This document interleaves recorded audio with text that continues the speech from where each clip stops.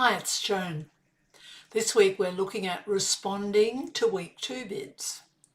And yet again, it's not all about points as to whether you raise partners week 2 or whether you pass. It's all about a fit.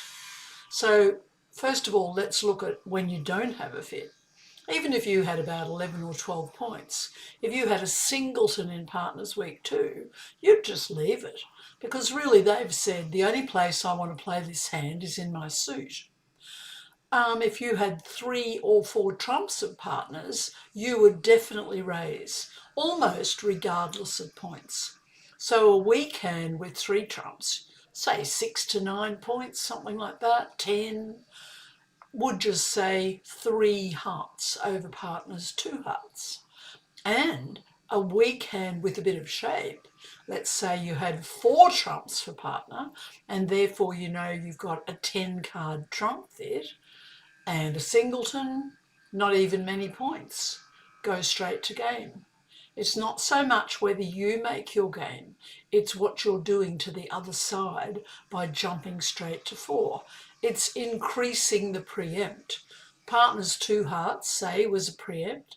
Your 4 hearts is increasing, upping the ante, making it harder for the opponents, who've definitely got points if your side doesn't, to get into the action.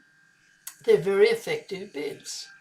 Discuss with partner what you mean if you change the suit over partner's week 2 opening. For example, 2 hearts pass 3 diamonds by you. Is it forcing or is it not forcing? It shows a hand that probably has 5 or 6 of their own suit. And if you play it not forcing, it doesn't have to be a good hand. But if you play it as forcing, remember you're forcing the week 2 bid to make another bid. So just discuss it, whether you want to have change of suit, forcing or not. The one bid that will require the opener to describe their hand carefully is the 2 no trump enquiry. So 2 hearts past 2 no trumps will say, please tell me about your hand, partner. I know you've got a week 2, but what else have you got? So some people like to say that they show a feature. A feature being a king or a queen, not so much a queen by itself, but a king, rarely an ace, but something in another suit. In that case, you bid the suit. But what's very popular these days is to show a shortage, because if partner knows that you've got a singleton in another suit, they can gauge better whether to play 3 no trumps or whether to play 4 of your suit. So the 2 no trump inquiry, I think it's best to say, do you have a shortage, partner? If you don't, you just bid 3 hearts, but if you do, you show the shortage. One final bid that is still used with week 2 openings is if you had a perfect week 2, ace, king, queen 6 times of your suit, and you opened 2 hearts and partner bid 2 no trumps, the answer would be 3 no trumps to say, I've got a solid suit, partner. Enjoy the hand and have a great week. Maximum in terms of points for a week 2 bid, but that's what you would open. It doesn't have any values in other suits and is only a 6 card spade suit, but very good spades.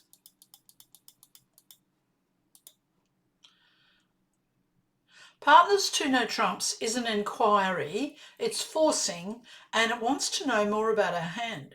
There is a very specific bid for this, a solid suit, and we would bid 3 no trumps to say just that. And they've chosen to play that. They had Jack Doubleton spade, so that's great. They know that we are making 6 spade tricks, 7, 8, and we hope to make a diamond trick. Could be touch and go, but luckily the ace king is in the west hand. we would never have made the queen if they had been split, ace in west and king in east. So that was lucky. We could discard a club. Let's play all the spades.